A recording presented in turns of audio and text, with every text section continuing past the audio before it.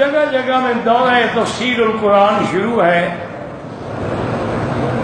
مولانا طیب صاحب کا بھی درس شروع ہے. اللہ کامیاب کرے. جتنے بھی علماء درس دے رہے ہیں پورے ملک میں، پاکستان میں، ہندوستان میں، یہ بہت بڑی خدمت ہے کہ 1 مہینے میں یا 2 مہینے میں یا 1.5 مہینے میں تقریباً خلاصہ قرآن کا سمجھا دیتے ہیں. ورنہ تفسیر پڑھنے میں، اب دیکھیں نا، مجھے اپنے قرآن کی تفسیر ختم کرنے میں 20 سال لگے ہیں، جو اب چھپ رہی ہے تفسیر مکی کے نام سے.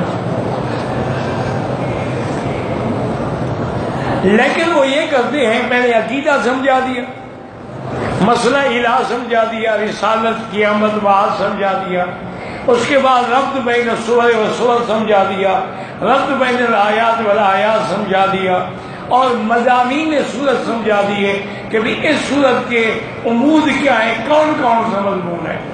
یہ بڑی محنت ہے، اللہ قبول فرمائے. مولانا طیب صاحب جو ہے نا، وہ جن کو پنج پیری کہتے ہیں، میرے دوست ہیں. ان کا پتہ ہے آپ کو کتنے شاگرد ہوتے ہیں دورے میں؟ تقریباً 40,000. اچھا، انتظام کیا؟ 40,000 کو کون روٹی دے؟ انتظام یہ ہوتا ہے کہ انہوں نے اپنے علاقے سے کہا ہوا ہے کہ بھی ہر مہمان کو اپنے اپنے گھروں میں ٹھہراؤ، 10-10، 5-5، 20-20 کھانا ان کو تم دو، پڑھاؤں گا میں. اس طرح وہ علاقے والے ان کو کھانا دے. اچھا، اللہ کی شان ہے، سب سے پہلا یہ اعزاز جو ہے وہ بھی علماء دیوبند کو ملا ہے. مولانا حسین علی صاحب نے دورہ تفسیر شروع کیا وہاں بچڑا والوں نے. وہ حضرت علامہ انور شاہ کے شاگرد تھے. ان کے بعد مولانا غلام اللہ خان مرحوم نے کیا. اسی طرح پھر الحمدللہ یہ خوشبو پھیلتی گئی، پھیلتی گئی، پھیلتی گئی. اب تو اللہ کا شکر ہے کہ پوری دنیا میں ہے. الحمدللہ ثم الحمدللہ.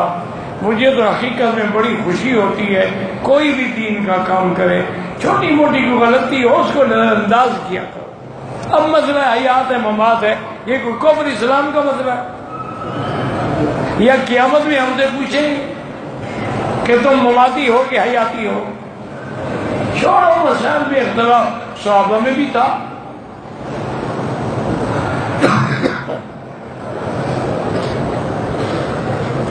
ایک مولوی صاحب کہتے ہیں کہ مسجد عائشہ سے مردوں کا عمرہ نہیں ہوتا.